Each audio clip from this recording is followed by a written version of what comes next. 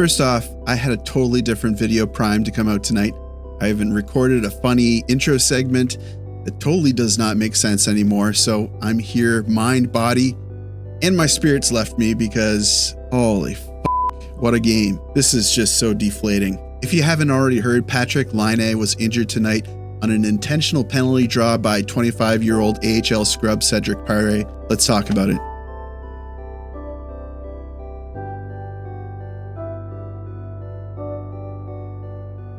I think most of this game is inconsequential because the lines were f***ed.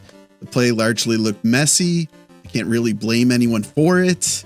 You know, now if you talk to Martin St. Louis, you'd probably get a tidier answer. And if you talk to Craig Berube, he'd probably have some okay feedback about his players. But this game was anything typical. This was not a typical preseason game. There were, 3 fights in this game? And it wasn't prospect enforcers fighting either. All right, let's start from the start. The game started with peppy energy, good energy. I was excited for this game. I got some takeout. I had looked at the lines before the game started. I thought this was going to be an incredible game, really fun, but a preseason hockey game. And then right off the bat, didn't take long, Reinbacher had to be helped off the ice by staff. I shouldn't say helped off the ice. He was helped into the dressing room by staff. I think this happened within the first minute of play. He couldn't put any weight on his leg. And I'm thinking, here we go again. But then 4 minutes later, as I'm still trying to figure out how bad it is that Reinbacher can't put weight on his leg, on a power play, Patrik Laine is driving the play into the offensive zone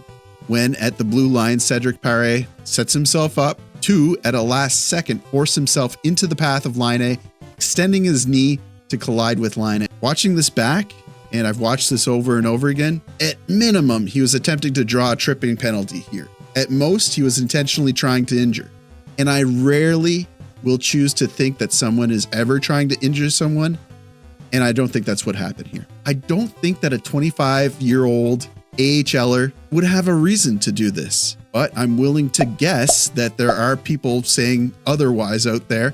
And I'm guessing people are also saying that this is some sort of a conspiratorial hit job, since Laine is known for his wide stance and Paré has no hope of ever having an NHL career. Either way, it was disgusting. No one should like to see something like this. If you think this is funny, there's something wrong with you. And then to make matters worse, no call in the play. Literal insult to injury. Xhekaj will, of course, retaliate as soon as he finds the same ice time as Paré. Paré took his licks, but would not agree to fight, although he's definitely in Xhekaj's weight class.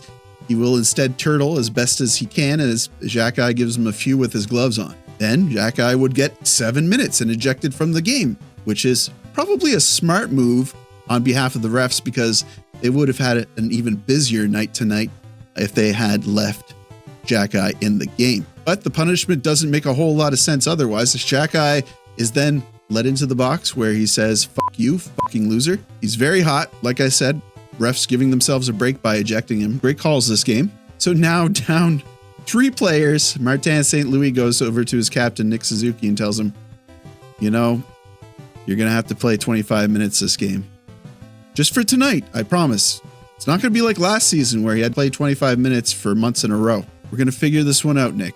Owen Beck doesn't seem that bad, does he? Then something else happens that I didn't like to see. Slavkovsky gets in an ill-advised fight with another nobody, Marshall Rafiki, and in my opinion, does not come out looking very good on this fight. Rafiki leaves the ice bloody, and Slavkovsky leaves the ice smiling, but Slavkovsky was pulling some hair here. That's not a good look. And Rafiki gets one swing in. Doesn't look like he really connects very well, but Slav goes down on this. I don't think this fight should have happened. Nothing to prove here.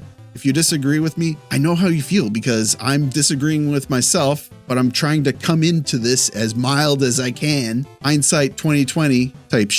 And then something else stupid happens. Josh Anderson goes around and around and around with Philip Myers. Myers is actually from my hometown. Anyway, this is getting ridiculous. Oh, by the way, Nick Robertson scores 2 goals and Toronto is up 2-0. If you're still trying to follow this game, Nick Robertson has 3 goals now in 2 back-to-back games against the Canadiens as he tries to repair his image from nearly murdering teammate William Nylander. Montreal is getting their opportunities too, like some good opportunities, but Toronto's goalie Hildeby to his credit, played really, really strong. I mean, Suzuki was getting a lot of good chances. Hudson was getting chances. Caulfield misses a few opportunities, has a bunch of shots on goal. Slav misses a big chance. Matheson has a couple of shots. Mayu even getting some shots on net. Davidson even getting some shots on net. And finally,